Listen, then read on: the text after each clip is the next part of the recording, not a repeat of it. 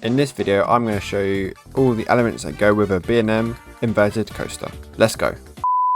Now, B&M coasters don't tend to go over 200 feet, but with the tallest coaster being Alpengeist, which is around 200 feet, so we don't really want to build over 200 feet. They realistically tend to be around 100 to 150 feet, so we're going to make this coaster around 121 feet, which is a nice height to start off with. Now, you can, if you really want to, make this coaster go straight down like that, but most in real life B&M inverted coasters tend to have a drop that goes left or right. For example, most of the Batman clones or Montu at Busch Gardens Tampa Bay. So we're going to build just like that and then straight into the drop, and we're going to make this one bank to the left.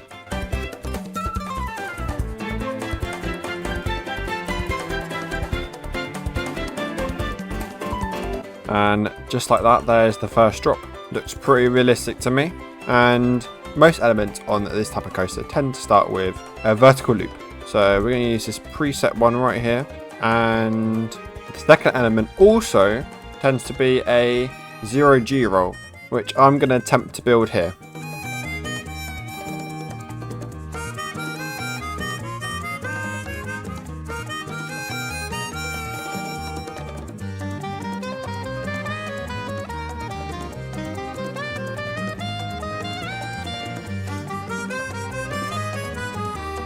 And there is my custom 0G roll.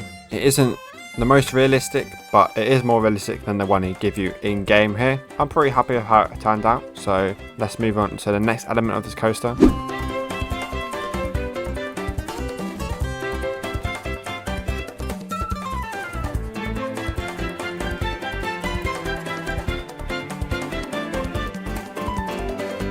Now, I've made a turnaround into tiny airtime hill, as you can see right here, and B&M inverted coasters don't tend to be the longest coasters, but we're going to add a third inversion to this coaster, which tends to be a corkscrew. They are very common on inverted coasters.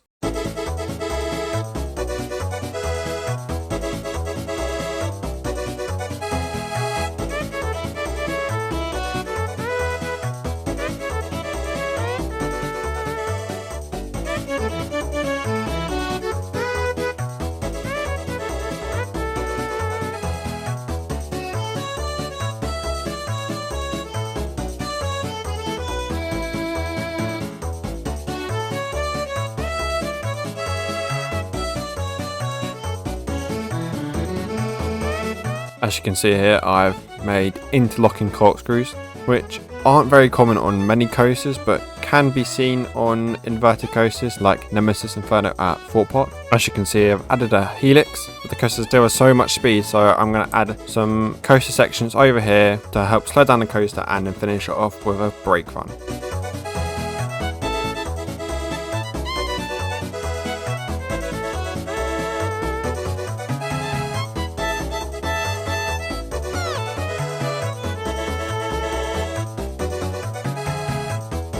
And there we go.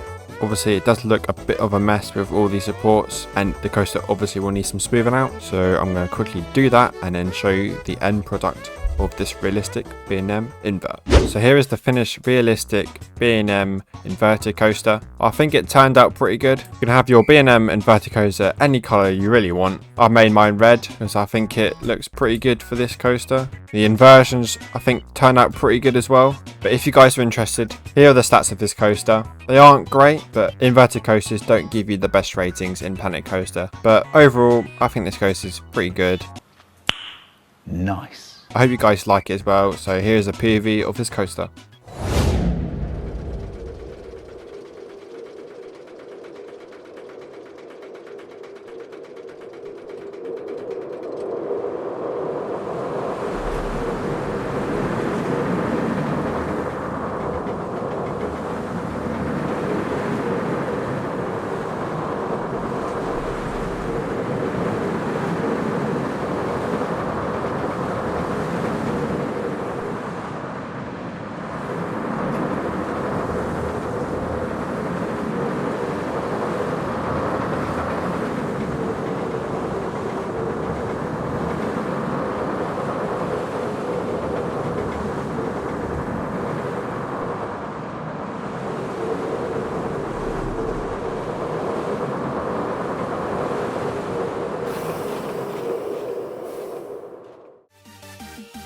If you've enjoyed the video, why not click on this video?